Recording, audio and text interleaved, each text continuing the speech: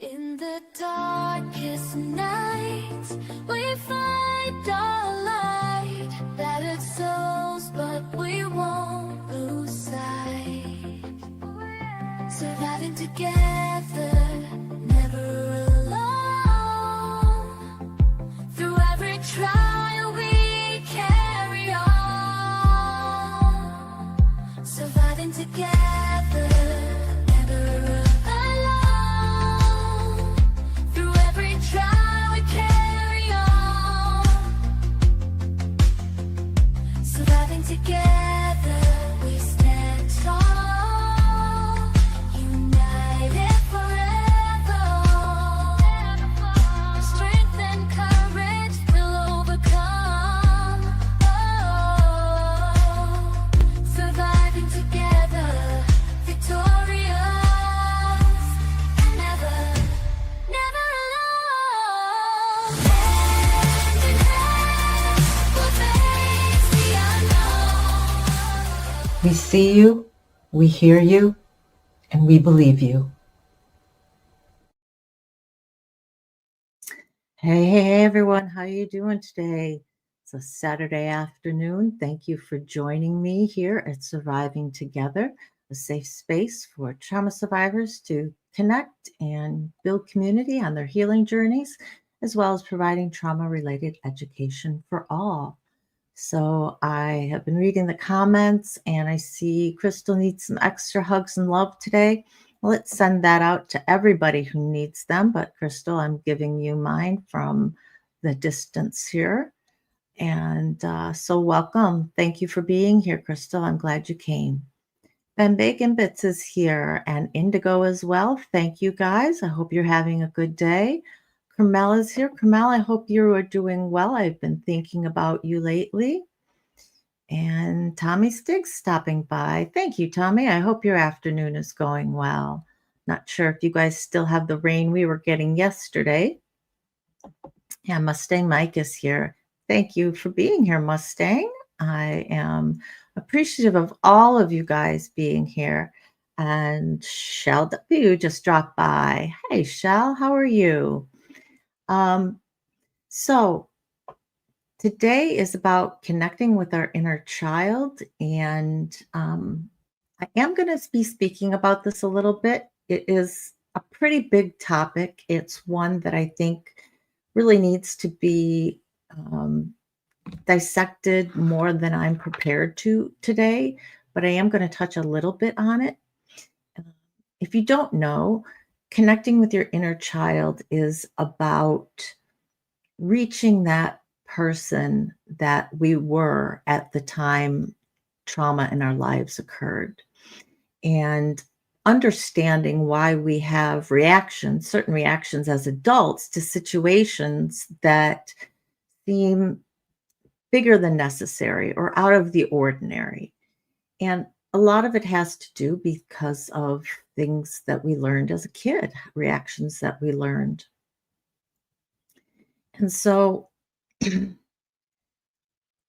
I was preparing for my live today, and I realized mentally I wasn't really able to tackle this head on. I had wanted to do a lot more research in regards to this to bring you a fuller picture. There's so much out there about not only connecting with your inner child, but also healing that inner child. And part of the reason I wasn't able to do that is because Thursday and Friday, I was down with a migraine. I suffer from headaches really whenever we have weather systems that blow in, when the storms come in. The pressure systems that come in when the barometer raises, I'm very affected by the weather. And sometimes I get migraines and sometimes I don't. But this was the worst of it this year. So I was out for 2 full days with this. And it got me thinking a little bit as to why this was the worst of it this year.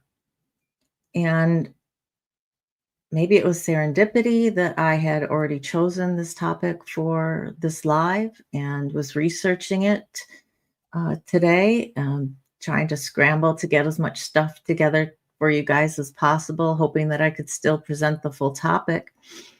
And I started reflecting a little bit back on why would this migraine have been so bad when the storm, it wasn't the worst storms that we've had this year.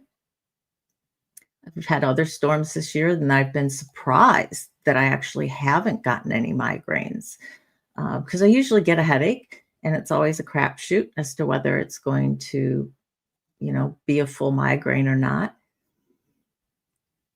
And as I was researching today's live, it dawned on me.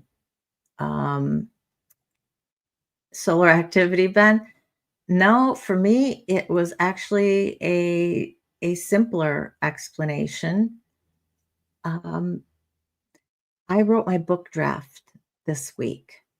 My first draft of my book still needs a lot of work to even be considered a full rough draft, but the initial thoughts of where I wanted to go with it, I got down on paper, and I don't think say I don't, I know now that I didn't take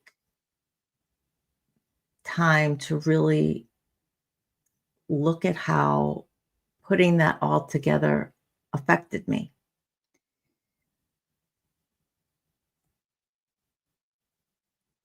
I wrote the chapter, it's my story about the abuse that happened, my healing journey, and kind of what I've learned from there. So, a story of hope and resilience, that there is healing after significant trauma in your lives. And I thought, I've done this all before. Um, while though I put it out in 3 short videos, I did them back to back as to the abuse that's occurred in my life. I've talked about my trauma, I've talked about my healing journey here. I thought, why writing it out? Should it have been any different? I realized, kind of looking back at it a little bit, that not only did I lay out all my abuse, I I laid out what I was feeling at each stage of my abuse.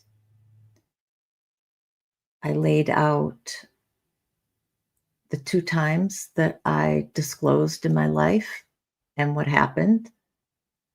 The first time being 11, and I wasn't really believed. The second being when I was 14, and my grandmother actually uh, told me about an incident when she was abused, and I confided in her with mine. She told my parents, and I was really made to feel like I was somehow to blame, not because of the abuse, but because I hadn't disclosed earlier. Um, like I was taught better, uh, that I should have known to come forward with this.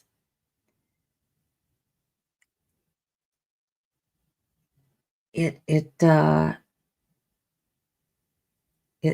brought up a lot of feelings that I'm not going to say that I haven't dealt with, um, but thinking back on it and then putting my healing journey down and what I've created since then, um, what I launched myself into, helping other survivors, and then creating this channel. I think there was a piece of me that was really carrying a lot of those feelings of perhaps I've built something here on a false narrative. I realize as I've reflected that I haven't. I mean, I've been honest with you guys from the get-go as to the fact that I'm on a healing journey with you.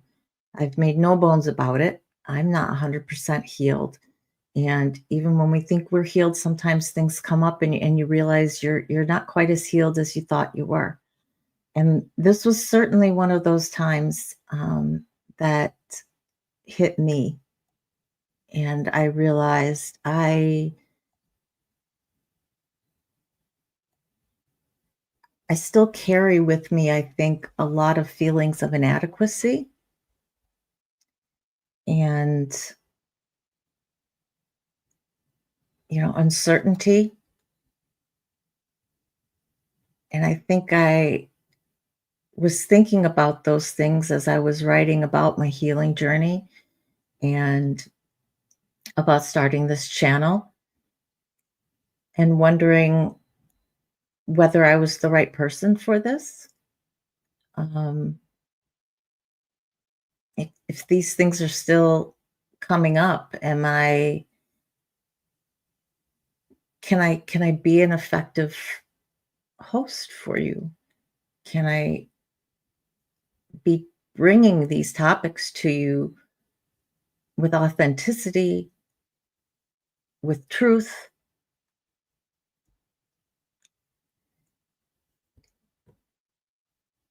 So I don't I did not consciously realize all of the, I think, stress that I carried inside of me as a result of putting all of this out on paper, not just the abuse, but the disclosure, what I felt then, what I had hoped for, what I didn't receive, and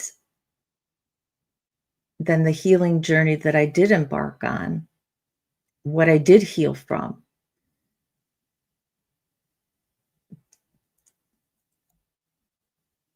What I was doing really was I was connecting with that child at that time without realizing it.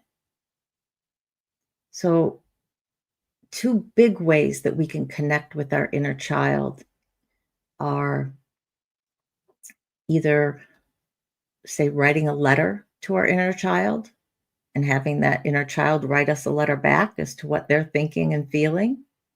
And so, carrying on a communication with our inner child that way, or talking to our inner child.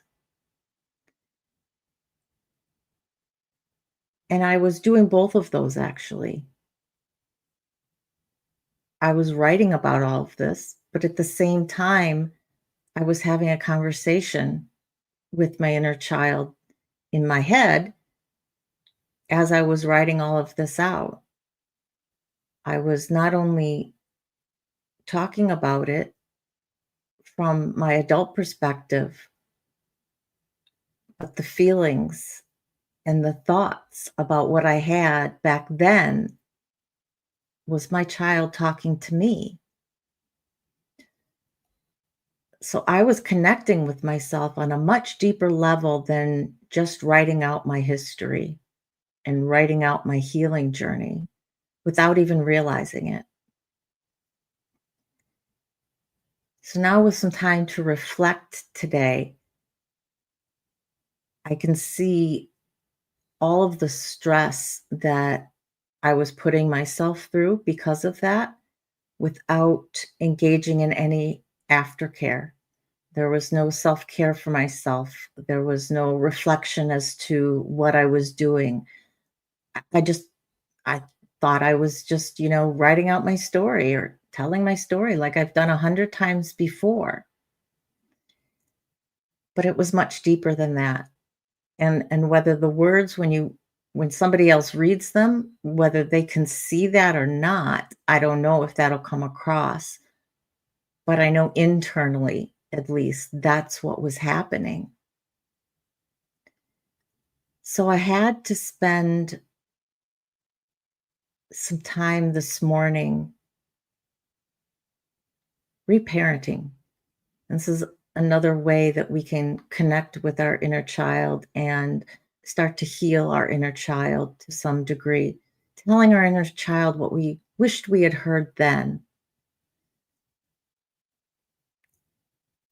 So I sat and talked to my inner child for a while. I wish I had known then what I knew now, but I was a kid. There's no way to know, no way to have known these things. But I told my 11-year-old self, I believe you. I told my 11-year-old self what he did was wrong, that it was a big deal.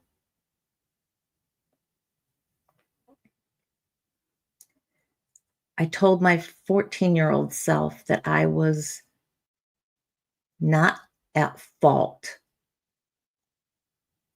that I wasn't wrong or worthless or less than because I delayed disclosure.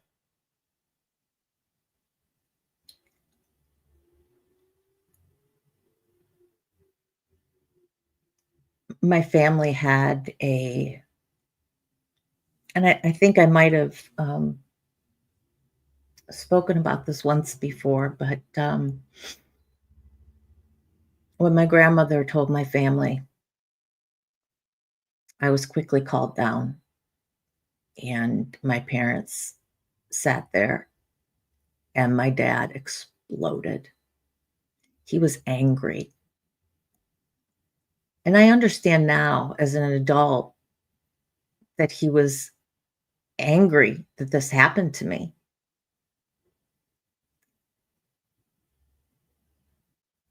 But at the time, it felt like he was angry with me.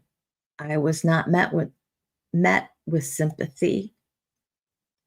I was not met with hugs. I was met with accusations.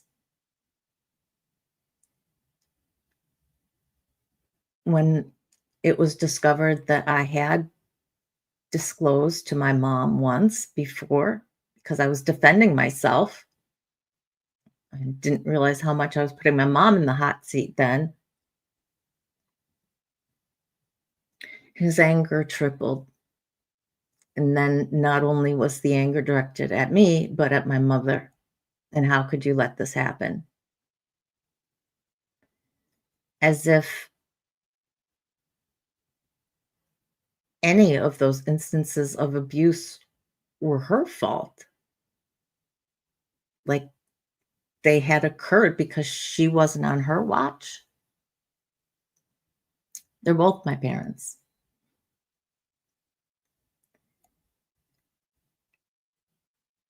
And you know what? It wasn't either of their fault either. Just like it wasn't my fault.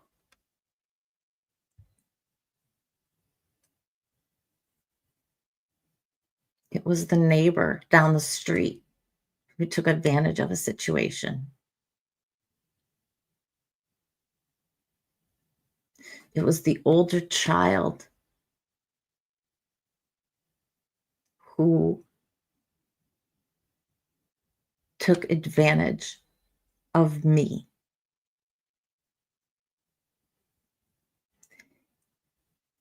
And it was the son of my parents' friends, an adult son, 21, 22, who took advantage of me.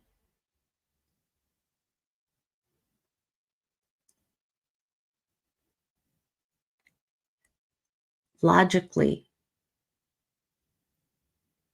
I understand my parents' reactions, both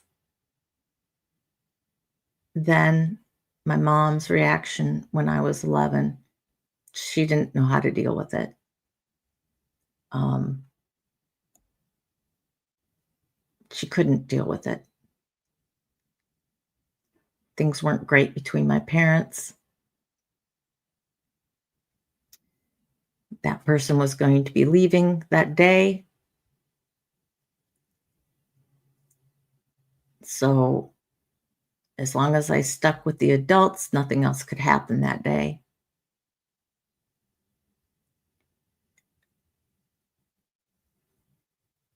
And I understand the anger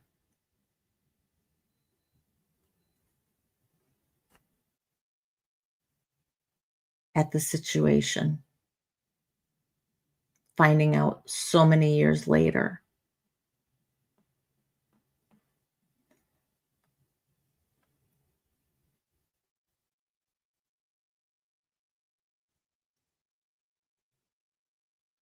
Reliving all of that, because truly that's what it was as I was doing this rough draft.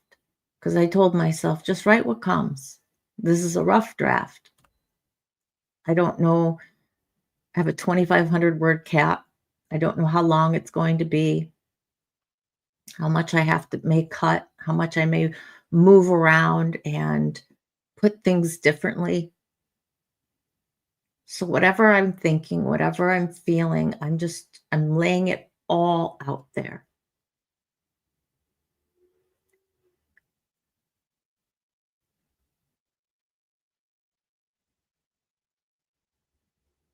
I didn't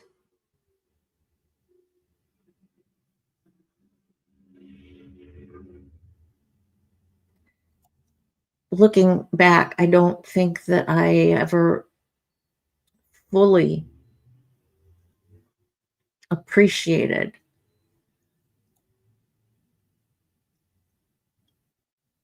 how much that meeting with my parents at 14 affected me. I had just started therapy about a year before, and I was in and out of therapy for my entire teens. But I rarely um, explained everything that had happened. Um, I had maybe said, well, I was abused earlier as a child, and that's kind of it.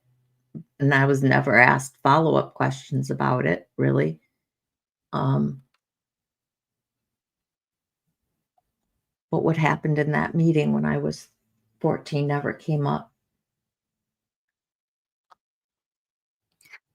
And honestly, I kind of forget about it. Even when I wrote this, when I wrote the rough draft of the book chapter, I uh, I forgot it on the first pass. You know, that disclosure when I was 11 was such a fundamental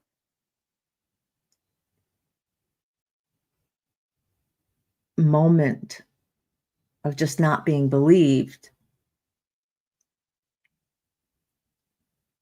that it's like that was it. That was my disclosure. I wasn't believed. It's kind of the expected thing, right? So many of us aren't believed.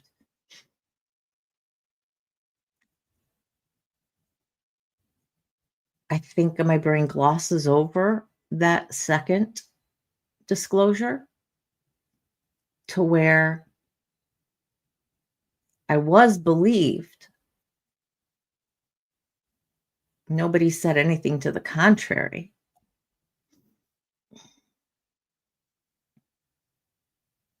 But the anger, disappointment, whether it was actual disappointment or whether that was just what I was feeling, I don't know. But I do remember just feeling like I was so wrong because I hadn't disclosed.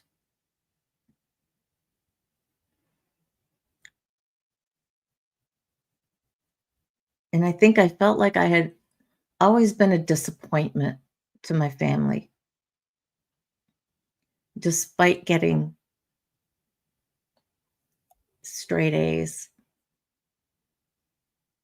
I was always falling short, I felt, of my father's expectations. And here was just one more way that I was falling short.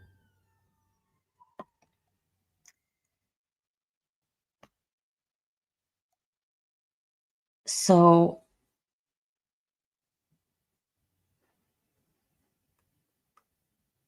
I am going to be taking the rest of the day for self care. Um, I'm going to pamper myself a little bit. I was supposed to make dinner tonight, but that's going to wait for tomorrow. We're ordering a pizza or getting burgers or something.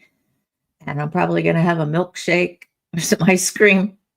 Um, Scale be damned. And I'm sorry, I have been glossing over a lot of your comments right now, and I'm sorry for that. Uh, I think I just kind of needed to get this all out first.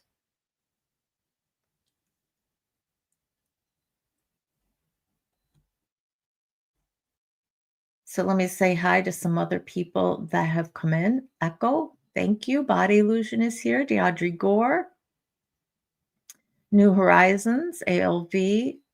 Welcome, all of you. Thank you. Jen Marie, glad to see all of you guys here. Thank you. Thank you. If I missed anybody, I'm scrolling up right now.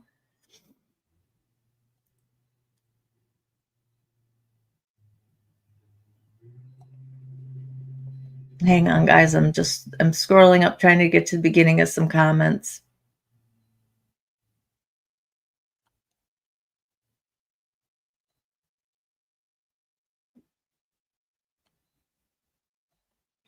Okay.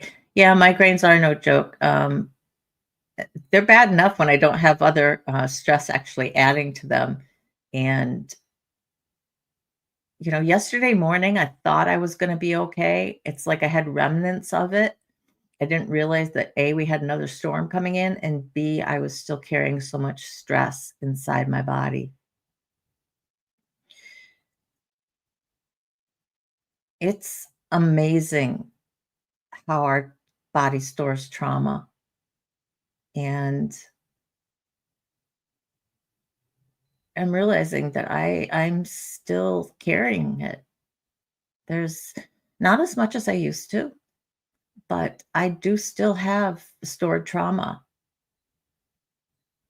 So when I say that I understand you guys, when you talk about your situations, it comes from a true place of understanding.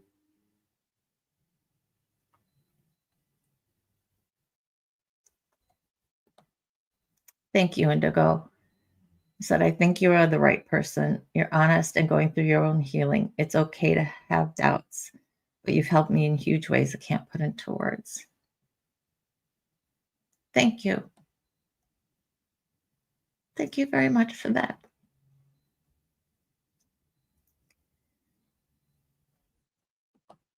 Yeah, we learn young, don't we, Ben? This is about the age of 3. We learn we have to trade a little authenticity to gain approval. It's a lifetime of programming to overcome. Yeah. And Jen Marie says you are the right person to share this. Thank you. I think that, I always strove for my father's approval. He wasn't home a whole lot. And when he was working or relaxing himself. And I always thought by doing well in school that, being smart, I would somehow just, I don't know, magically gain approval, right? As we do when we're kids. But that never materialized. when I was a kid. I realize now he was proud of me. He just couldn't he didn't know how to show it in a way that would translate to a child. He thought he was doing the right thing, the way he was parenting me, hard parenting, trying to teach me right from wrong. Um,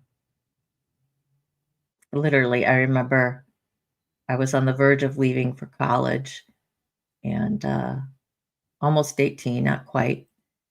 I remember standing in the garage with him, and he said, well, tried to teach you right from wrong.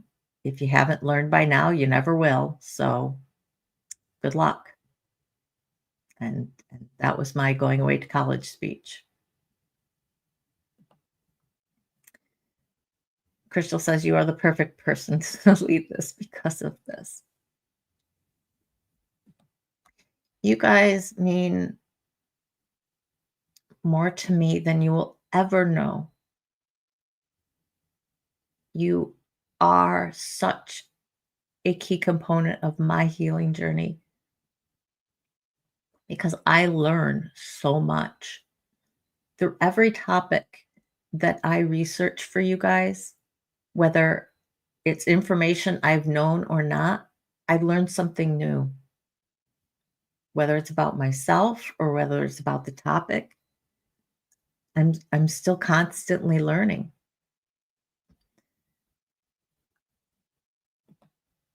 Jen says, I wrote a letter to my inner child, highly recommend it. Absolutely.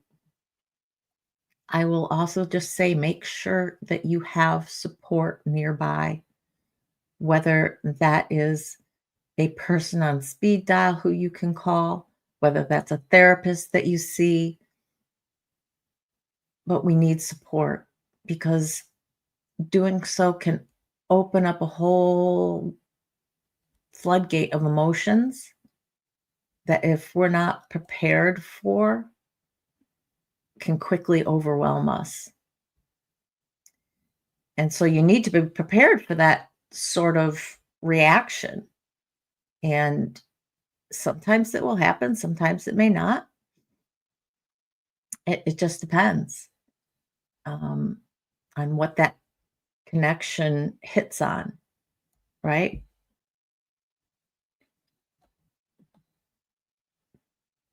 Ben says some of the most powerful hypse-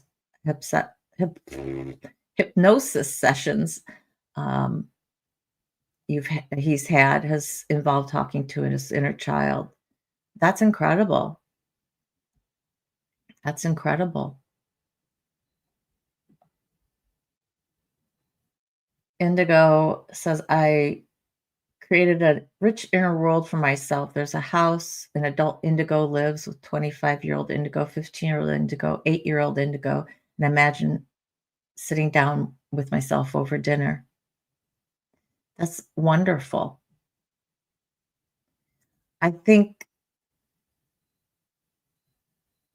I think the reparenting of our inner child is such a powerful tool.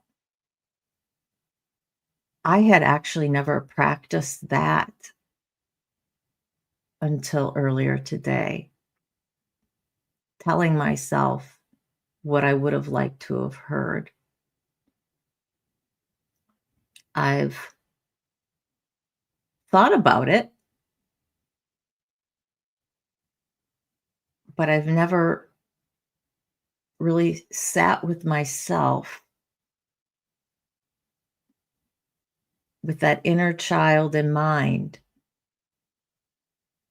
and really said to my inner child, feeling the inner child at that moment and what I would have liked to have heard then. It's pretty powerful. And like you can tell, it brought up a lot of emotions for me.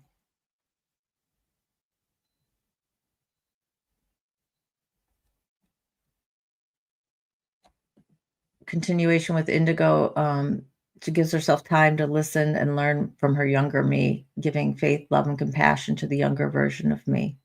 Absolutely. It understanding our own selves, where we've come from, the fires that we've walked through to the point we are now. There is power in that, in reclaiming ourselves, truly.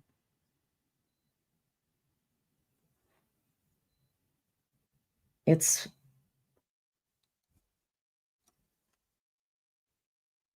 it's why I I decided to name my chapter. This is the first time that you, as a public, are finding out about this. Um, I decided to name my chapter "Who I Was Meant to Be,"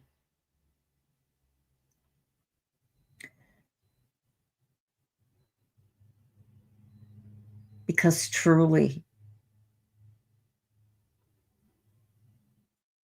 I feel at this moment in time, and I'm feeling it more certain than I ever have, even when I started this channel, that helping other survivors, that providing trauma education for everyone so that they can understand trauma, whether it's in themselves or whether it's in others, to be able to support others or to be able to recognize that others are going through it and maybe help stop a cycle of abuse is so important to me. I really, truly feel this is my life's purpose. So if I hadn't gone through what I've been through, I do not think that I would be as effective as I am at what I do. I would have been a different person. Those of us who have suffered trauma will never know who we could have been or would have been without the trauma. It just means we're different, not less than, not necessarily even more than, but just different. I know if I hadn't been through the abuse that I was through, my life's purpose would feel different. It would have been something else. What that would have been, I have not clue. No idea.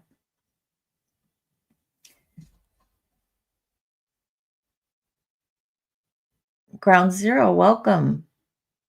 I think you might go by a different name, but I don't know. It's the first time I'm seeing your name in here, so welcome. The judge is here. Hello, how are you? Welcome, Judge. Hi, Tiff. Been a while. Glad to see you here as well.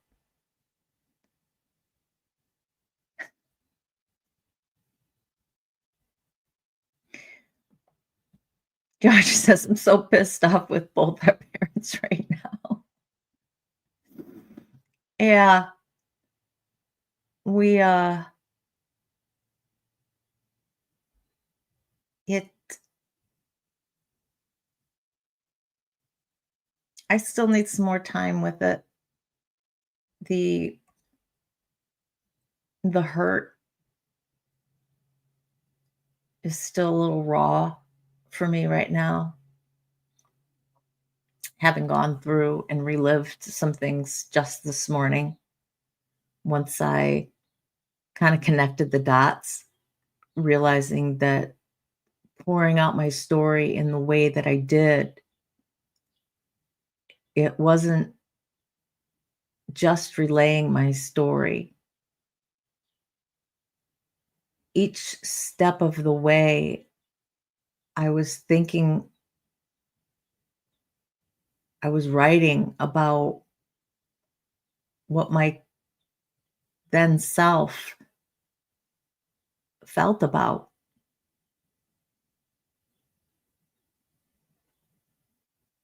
when I was 4 and I didn't have the specific memories to know whether or not anything had happened, but yet still feeling like something did. Was I right in that feeling? Why was I having that feeling when I couldn't remember everything? Trying to brush it off, but never quite could, to then later being a victim of child on child abuse,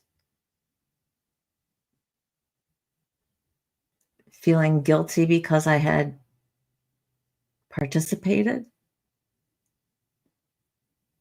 feeling like it couldn't possibly be abuse.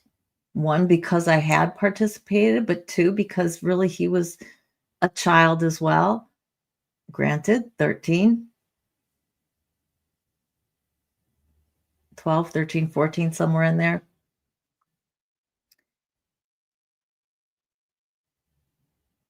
So again, questioning myself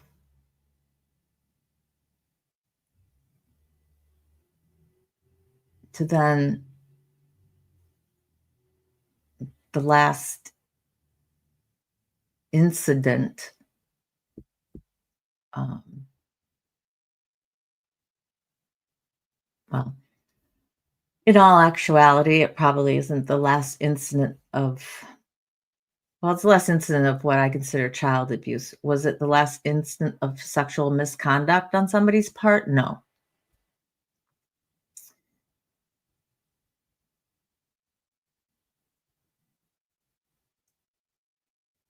which I might write about those other ones. I haven't quite decided. When you write a story, you got to kind of fit things into the larger narrative. And I think some instances that I could write about might get me off tangent a little bit, if that makes any sense. So it's not omitting because I don't want to talk about it or because I don't think that what occurred was wrong. Um, I just only have a finite amount of space that I can write because it's not just, it's not my own full book. I can't explore everything. So I do have to be a little bit choosy in that.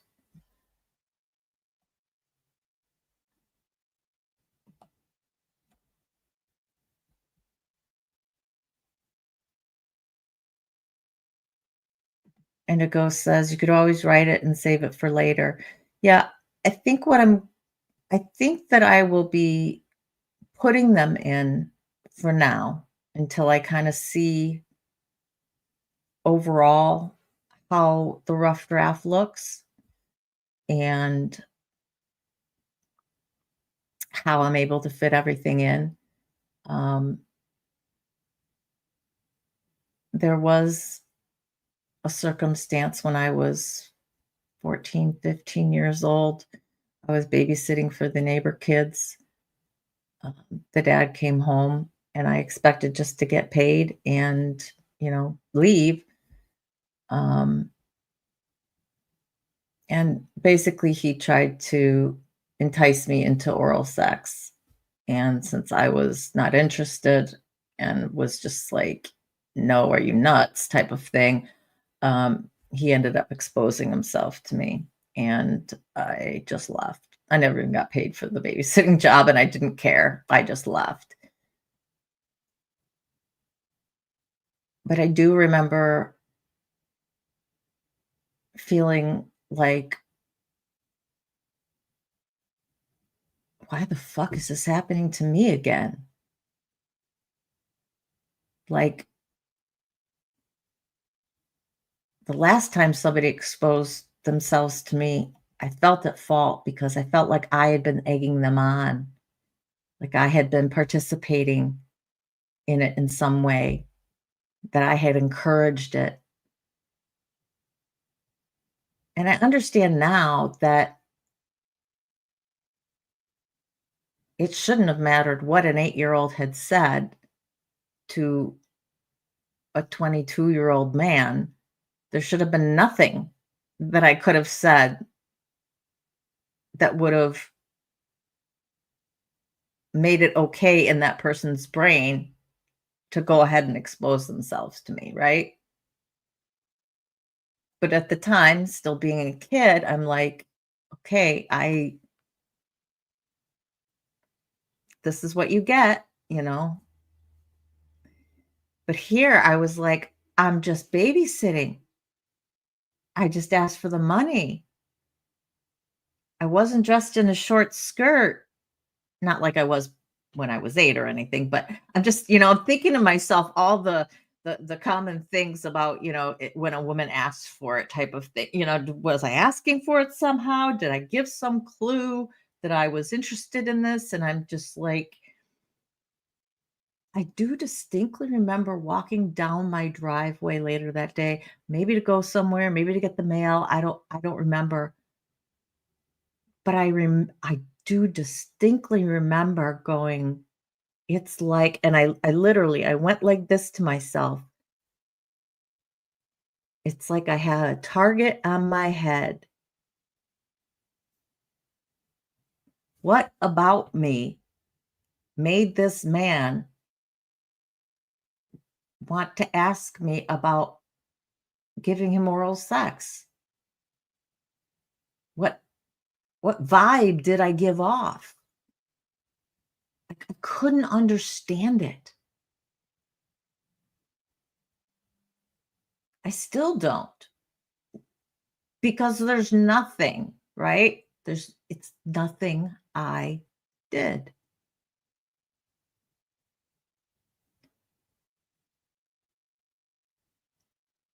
Did he feel like after watching me and my family for a while that I was a vulnerable kid who might be enticed into this? Probably it. I didn't have friends over all the time. I was the nerd whose nose was buried in a book, reading or doing homework, um, working ahead in the math book for fun. And I think for predators, that vulnerability, they're latched onto it. I mean, they're honed into it. They know how to sniff it out. Even if we're not, have neon sign. It's like we have neon signs on our heads, and we don't realize it. They do. They key into the littlest things on that. Things you might say.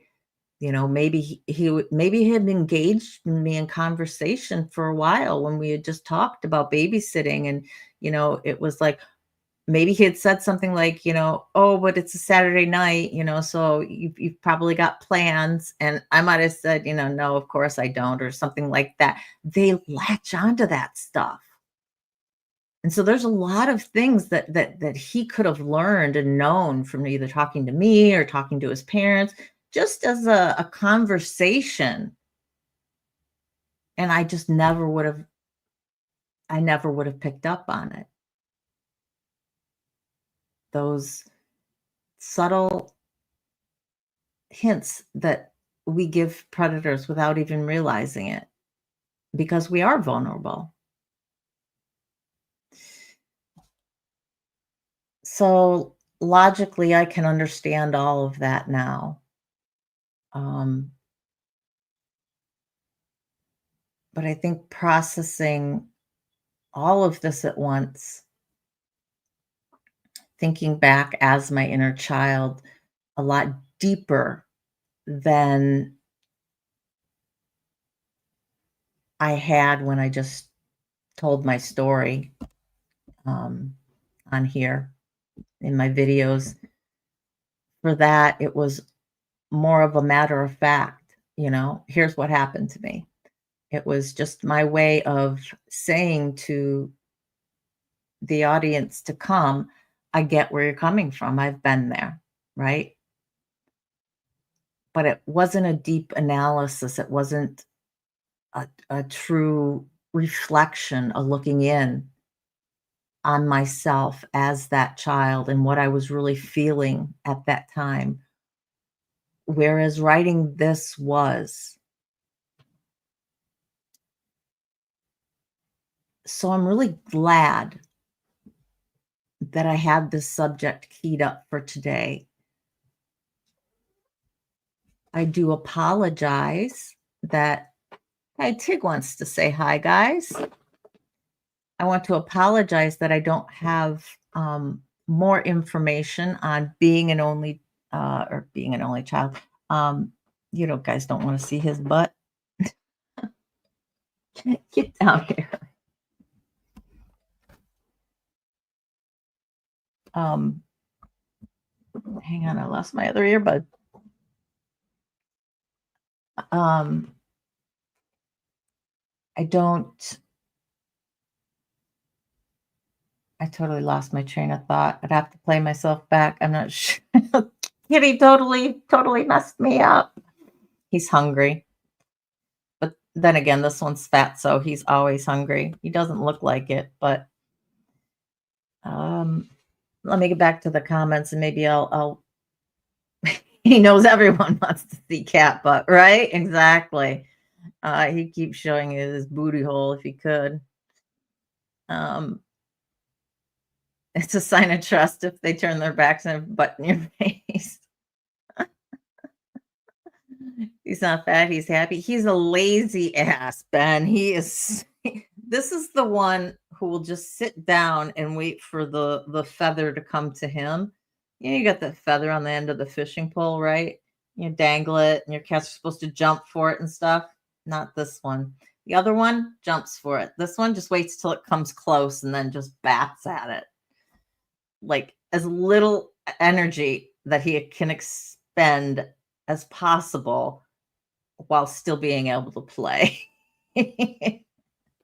That's his goal.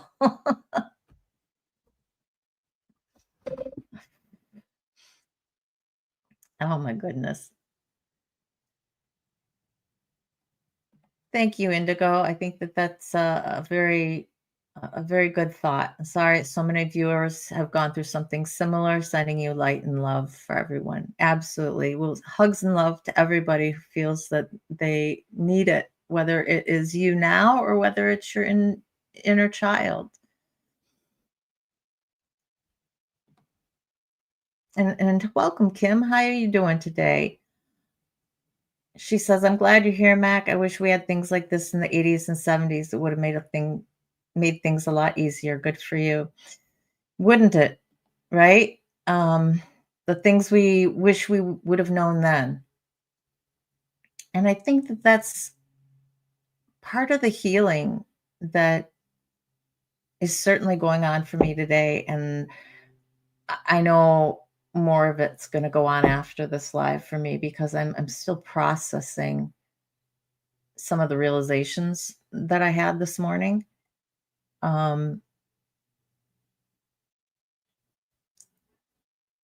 if I had only known as a child what I know now, how I would have felt differently.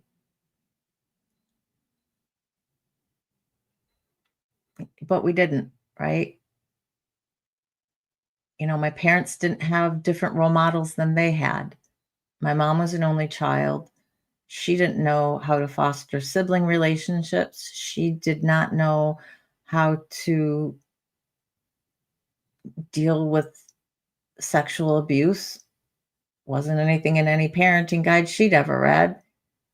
She didn't have the most stable home life at the time. Her and my dad fought like cats and dogs.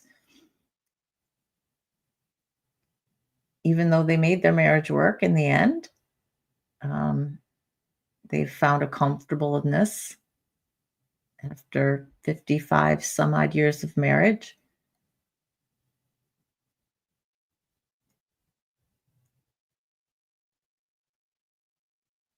We we have to deal with what we had, right? Kim says, I remember for years I wore the shame that my abuser should have. Don't so many of us. That's the unfortunate part with many victims of such behavior. As society tells us the woman's wrong, it's completely on him or her. Yeah, and you know, it happens for girls and boys. Girls for different reasons. Boys for, well, you should have been stronger. How could you let this happen to you? Women, we must have been asking for it. We must have led them on. We must have been giving out some signals that we were willing to put out. Men, you can't be raped as a man. That's impossible. Physiologically, it's impossible. You must have been enjoying it if you got it up, right? Or you're a man, you could have said no. And if you were weak, well, then you deserved it. All these things. And none of them are true. And that's why the education piece that I put out here, I feel is so important because we have to break those stereotypes. We have to break those notions that there are people in society who still believe, young, old, and young. And it is changing with the younger generations. But some of the stuff that has been passed down from generation to generation, if they don't have others around them who believe differently, who think differently, then they're going to just carry it on. You know, how does racism or sexism or any of your isms, get passed down from one generation to the next? It takes something to break that. And I hope that this can be, one of many voices out there that is trying to do that for the community of trauma.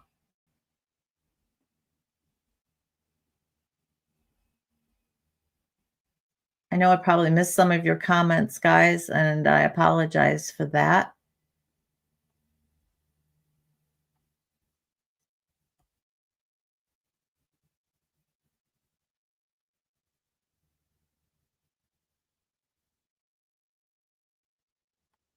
We do have a great group of people here, Kim. It is fabulous. I feel so fortunate that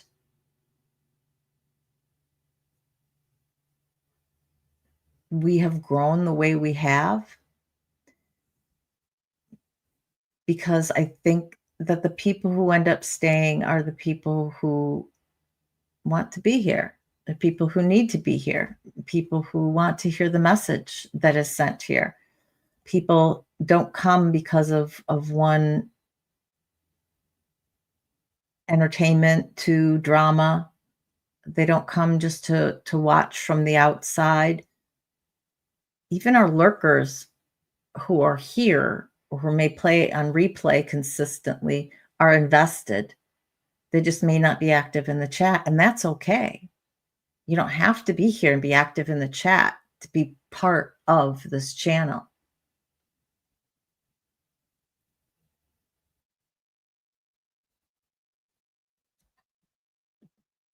Crystal says, but as children, we wouldn't have been able to understand what we know now. You're right. Not on the level that we know now. But I think back to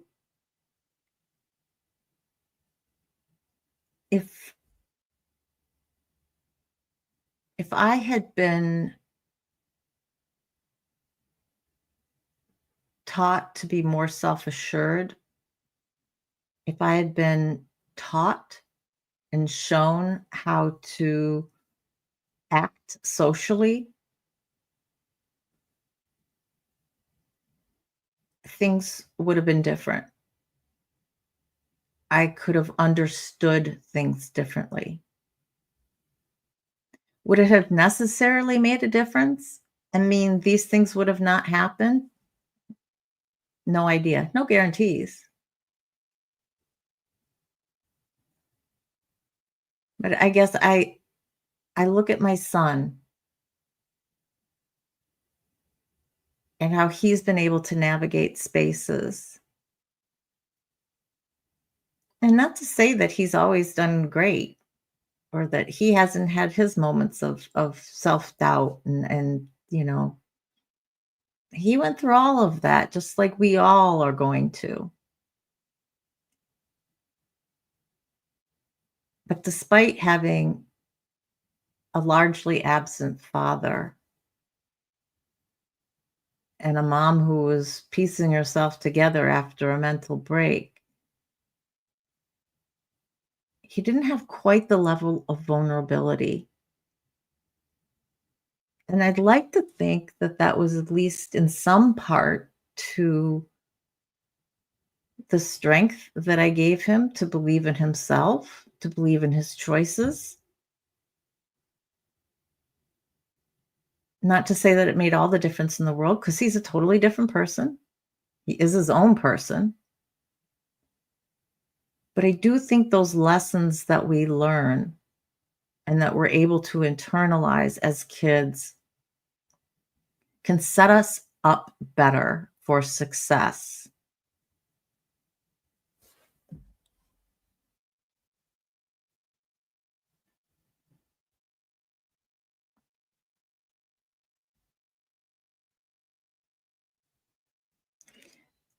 You know, Ben, I understand how you feel about that.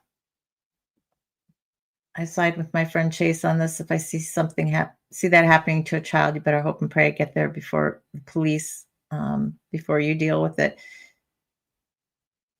The thing is, you would see it, you would recognize it. And isn't that the key? Because there are so many people out there still who won't see grooming for what it is, who won't see that child as being abused. Either A, recognizing the signs of abuse, or B, understanding that what they're going through is abuse. And so that is the most important part of that for me.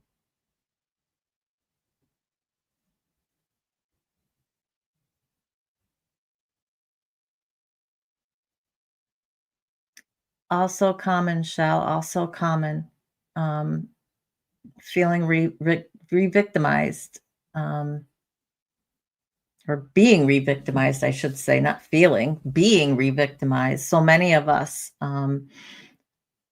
who were abused once, it can happen again. And not just talking about like again with the same person, but with a totally different person. And it can happen whether it's sexual abuse happening again or some other form of abuse, whether it's getting into a domestic violence situation, whether it's getting into a situation where we're taken advantage of financially, other types of abuses, because they prey upon those same vulnerabilities. So it's not so different. Predators are predators, whether, and it just depends on what they're after. They're all after control in some way. Do they use sex for that? Do they use violence for that? Do they use um, financial dependence, financial means as a way of control? All part and parcel. He's going to start eating my hair pretty soon because he knows that that's what's going to get me. Oh, nobody wants to see your butt.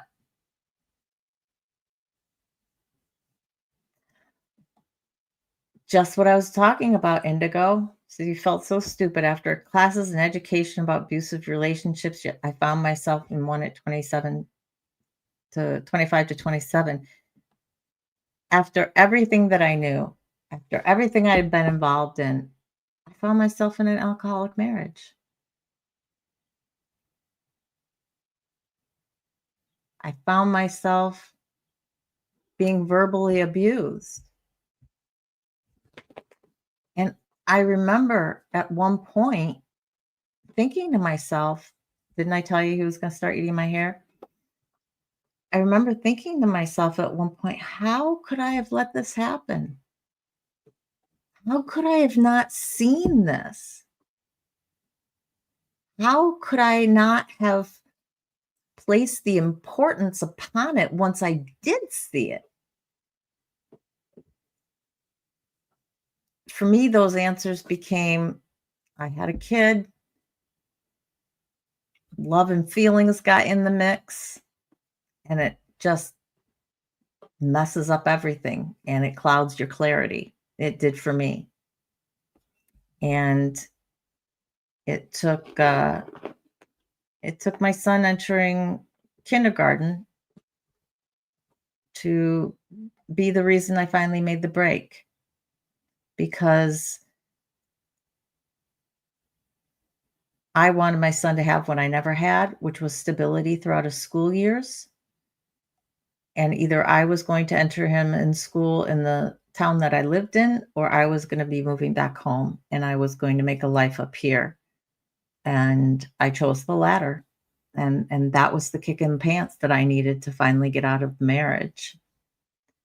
And Ben, you're 100% right. People wonder why we get into abusive relationships after we've already been through abuse. Sadly, our brain will steer us towards things that are familiar to us like a magnet, even if they are harmful. 100% correct. And this is why people will find themselves in abusive relationship after abusive relationship, even if they don't want to be, even if they don't mean to be, because being treated a certain way is comfortable, even if not health, even if not a healthy thing, but it's what we expect, it's what we know. Maybe there's some part of us that thinks it's going to be different this time. This person's different, but yet we find ourselves in those same patterns. And that can be really hard to break. 100% Kim, it takes a lot of work to undo a lot of that stuff. Yep, it certainly does. It's one of the reasons that I took such a long break from being with somebody. After my divorce, I was with somebody for a number of years. Um, it ended for a wide variety of reasons, but part of me was also still listening to other people in terms of what that relationship should be, especially now that I had a child involved. And I found myself not knowing what I should do because I was torn between what I felt inside and what felt okay to me and to what other people were telling me I should be doing. Um, I was comfortable with just seeing this person every other weekend and having a relationship that was totally outside my family unit. And I wasn't looking for a father for him. That's not why I was involved in this relationship. It was something that was just for me. I was rebuilding a part of me. I kept listening to those people who were like, pushing. You needed to be part. You need to see where this is going. You guys have been together for several years now. You need to integrate. You need to bring the families together. If he's not willing to share you with his family, then he must not really be invested. When in reality, we were both in the same place and we were comfortable with the same thing, but we were both getting these messages from outside. And when we tried to do that, it didn't work because neither one of us was at that point in time. We weren't at that place. That's not what either one of us was really looking for. And so after that fell apart and realizing all the stability that my son needed, I just took a break from dating. And I had to make conscious choices when I started dating again as to really looking at the person, listening to them, trying to see beyond the masks that people put up for those first dates, right? And it's probably the reason I haven't settled in with somebody. I think that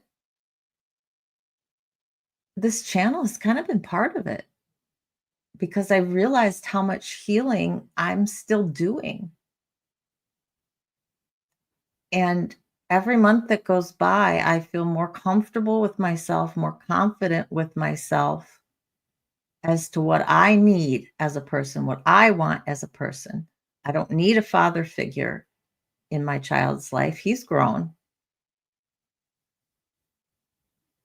but I need a true partner. I need somebody who is willing to come to a first date without a mask on. Those first few dates, I put mine on too. And then I quickly said, you know what? F this. If they don't like what they're getting, if they can't see me from the get-go and go, you're fun. You may be different, you may be quirky, unique. Believe me, I've heard all of the monikers. Um, but always in a good way. Like, well, why do you even feel the need to say that to me then, you know? Um, if what you see isn't what you like, then I'm not for you. I I just I stop putting up any pretenses. You know, those ones that you'll get when you go to a formal dinner, you know, say you have a black tie affair to go to for something and you're prim and you're proper and you're making sure you say the exact right thing and you act the exact, cool way or, keep yourself in that little box for the evening. I don't do that on dates. No. What you guys get here is exactly what a first date gets. I mean, less trauma talk, but in terms of my personality, that's what I'm doing. Hi, Jimena, glad you're here listening. It is empowering to talk about our stories, Crystal. You're 100% correct. And I, as many times as I've talked about mine, that's why it surprised me when I was writing about it this time that I would feel anything different. That's why I didn't take time when I got done with it to have a day or so of reflection, of looking inward, of processing of any feelings that had come up. I didn't see them as important because I've been through this before, right? I've told my story before. But anytime you guys go through this, anytime you're reliving these things, give yourself some self care time. That is the main point I want to make about today. There is power in connecting with your inner child. And there is definite healing that can come from working with your inner child. But that self care after you do that work is significantly important.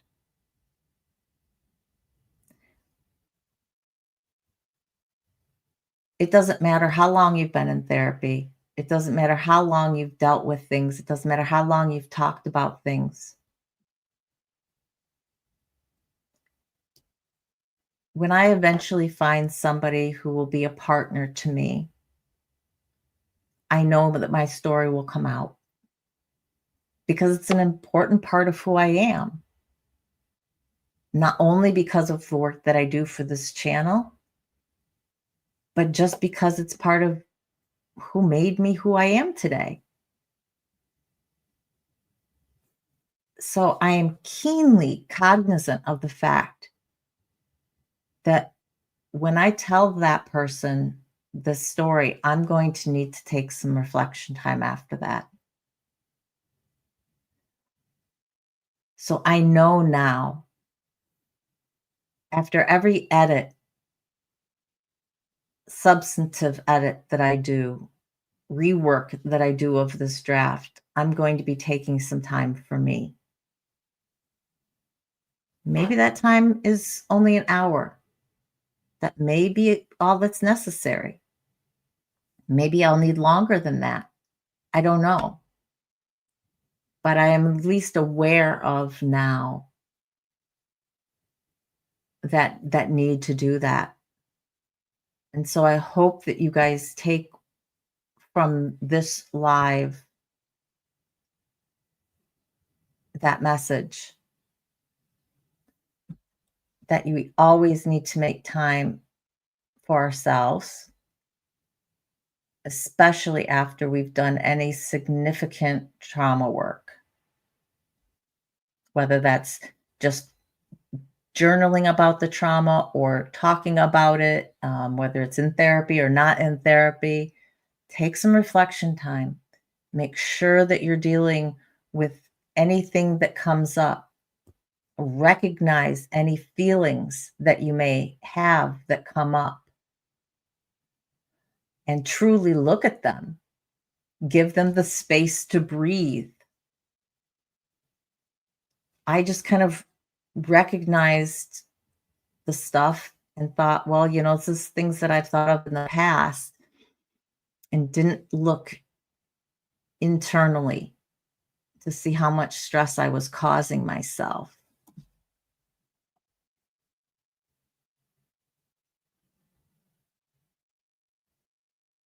More hugs and love going out to you, Crystal. More hugs and love.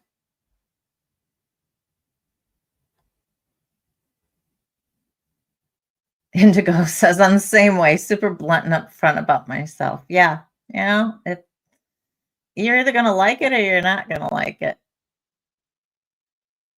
Do first dates also get the cat butt? Absolutely not. You know why? Because they'll never see my house on a first date. I 100% always meet in public. It's either a coffee date or a drink at my favorite dive bar. Nobody's ever coming back to my space. It's definitely something that I have drawn the line at. So when they eventually come back here, will they get the cat butt? Oh, I guess that depends on how much Tigger likes them. She's a pretty good judge of character, though. So if they do get the cat butt, then they may get another date out of it after that.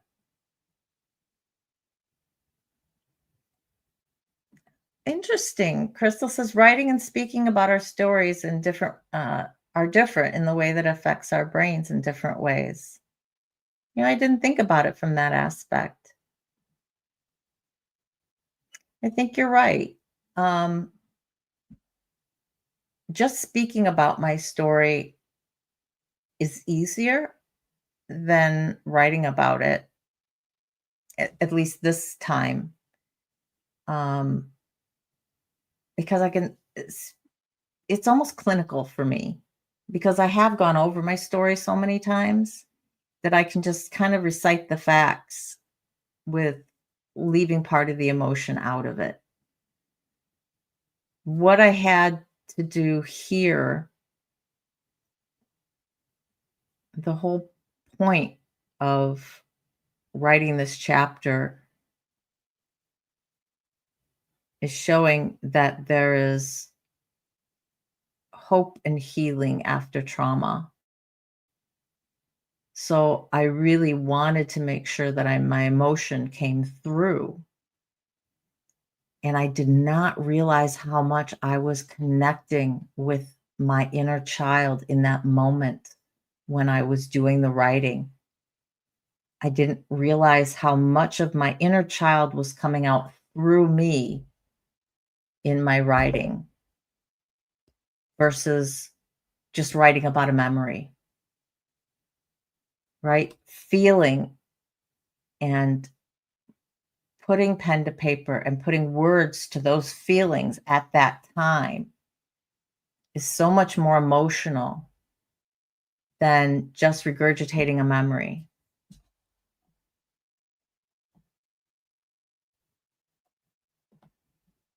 Indigo says, I think when you write, it connects heart to the connects you to the heart of the experience, the pain, more so than speaking, at least for me.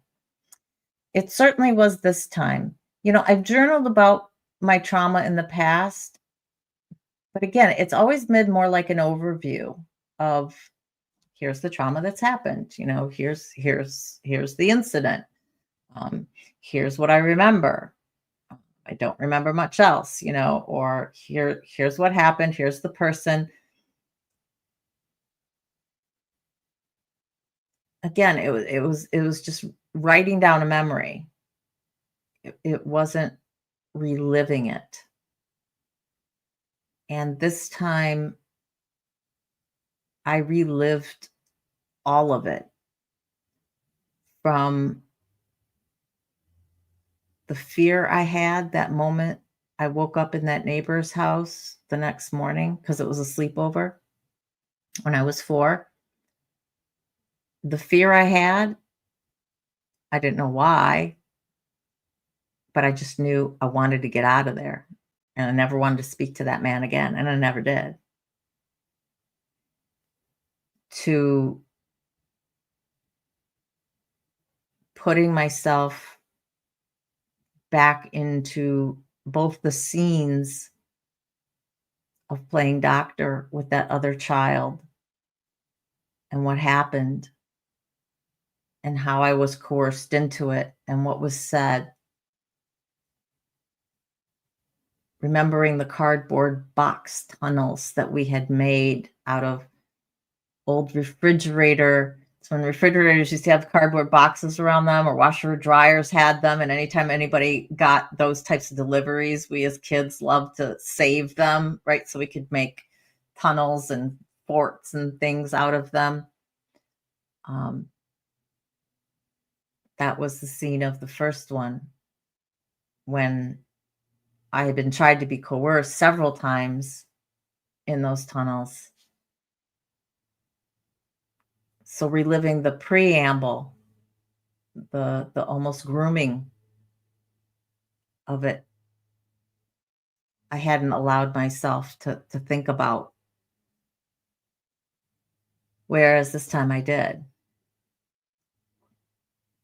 So yeah, it was much more emotionally charged for me. And that was on purpose. I just had no idea how deeply it would affect me. And I 100% believe that it was the added stress of all of that from the beginning of the week that turned what could have been an unpleasant headache uh, into a migraine on both of the days. So, like I said, I'm going to take self-care after this. I'm going to be cognizant of my feelings and what's going on inside me each time I do edits to this. Because, like I said, this was just my very first rough draft, and there's still some emotional points that I want to add into it. Actually, things that I'm remembering now as we speak, that I'm thinking in terms of how they fit into my larger story and where I want to put it, because I do want to touch on the stories of revictimization, the stories of groom, or the storylines, I should say, of revictimization, of grooming, of um, spotty memories, not being believed, anger uh, directed what felt like towards me. I mean, it was anger towards me, right? It wasn't anger at me. I know my dad wasn't angry with me, but it was still anger that was directed at me. And so my 14-year-old self, already feeling guilty because I hadn't disclosed, because I had been holding this secret in for so long, despite my one attempt to disclose. I only talked to my mom. I could have then gone and disclosed to my dad if I felt I wasn't believed there. I could have then disclosed to somebody else or disclosed to a teacher, but I chose to hold it in. And so again, feeling at fault because I hadn't tried harder to be believed. I hadn't tried harder to disclose. But it is what it is, right? So yeah, that's kind of today. So a little bit about connecting with our inner child. I'm probably going to rename the episode. I'm not sure what, but I'm going to rename it just a little bit to be more representative of what this live ended up being about. I do want to talk more about connecting with and healing our inner child, but I realize how much research I really need to put into that to bring you a comprehensive view. And that's probably going to have to be split into several different episodes, several different lives because of it. But I will be doing that. So that's today's episode, guys. Thank you for joining me today. I really appreciate it. I've just heard my son yell that he is home, and I have not seen him since yesterday.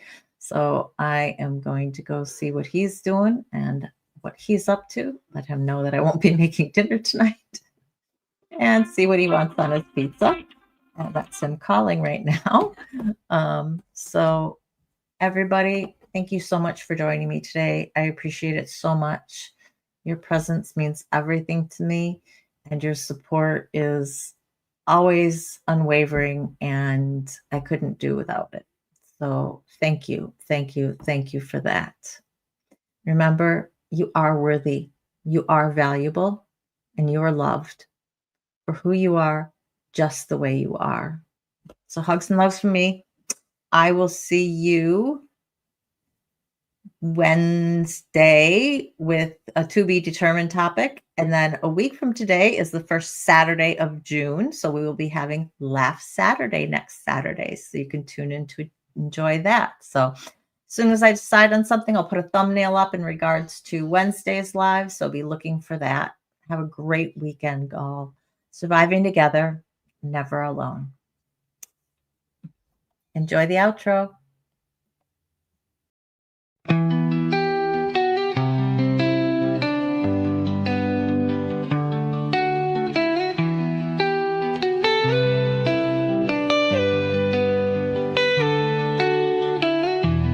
Through the fire, through the rain, we have walked through endless pain, but we stand, we rise again, stronger now, we break the chain, surviving together, hearts open wide, lifting each other through every tide. The past may have shaped us, but it won't define. Together we heal, together we shine.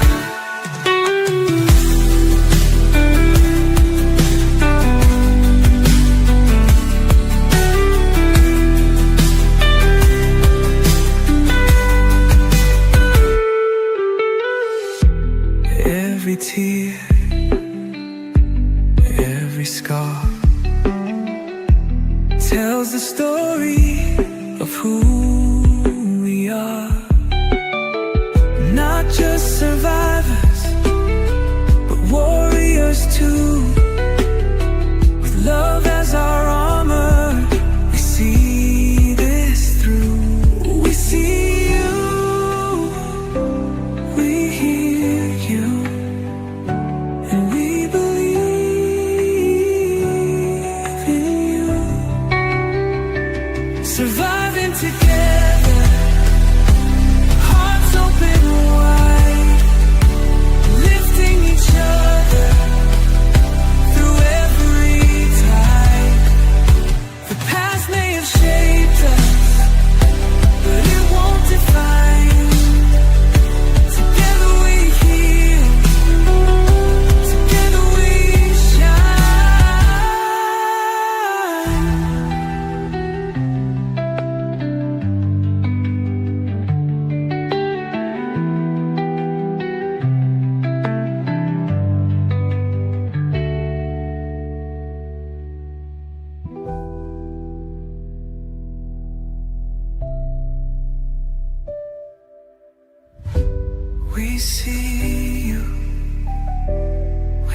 me.